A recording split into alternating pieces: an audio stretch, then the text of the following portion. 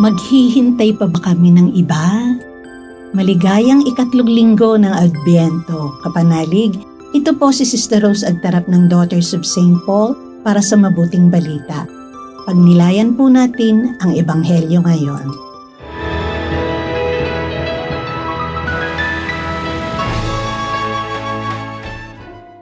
Nang nasa kulungan si Juan Bautista, nabalitaan niya ang mga ginagawa ni Kristo.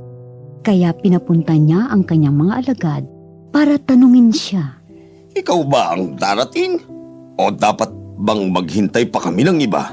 Sumagot si Jesus sa kanila. Bumalik kayo at ibalita kay Juan ang inyong narinig at nakita. Nakakakita ang mga bulag, nakalalakad ang mga pilay, lumilinis ang mga maiketong, nakaririnig ang mga bingi, nagigising ang mga patay, at may mabuting balitang ipinahayag sa mga dukha. At mapalad ang hindi natitisod dahil sa akin. Pagkaalis ng mga sugo ni Juan, nagsimulang magsalita si Jesus sa mga tao tungkol kay Juan. Ano ang pinuntahan ninyo sa disyerto para makita? Isang kawayang hinahampas-hampas ng hangin? Ano ang pinuntahan ninyo? Isang lalaking magara ang bihis? Sa mga palasyo nga nakatira ang mga taong magagara ang bihis. Ano ba ang pinuntahan ninyo? Isang propeta? Totoo, at sinasabi ko na higit pa siya sa isang propeta. Siya ang binanggit sa kasulatan.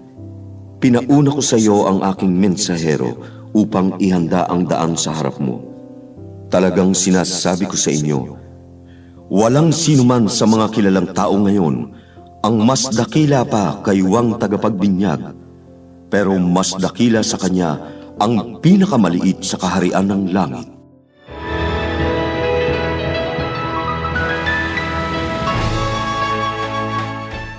Ang hudyat ng Pasko ay pagbabago. Magandang araw, Father Idris po ng Diocese of Antipolo.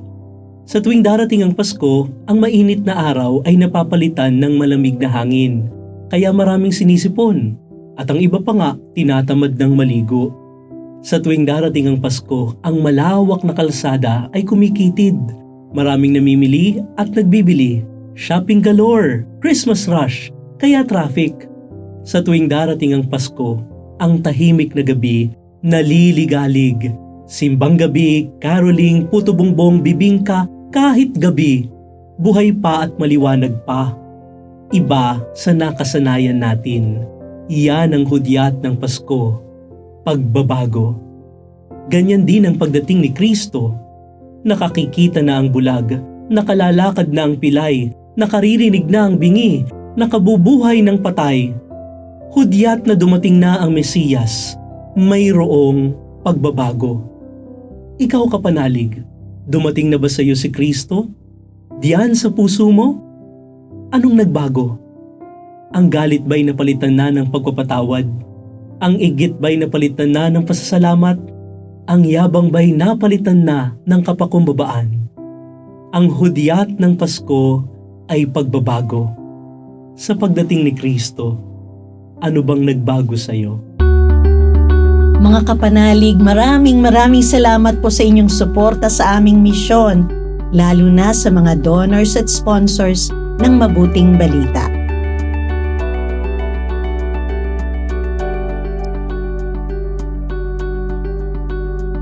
Subscribe, like, share, and follow po lines sa aming social media accounts.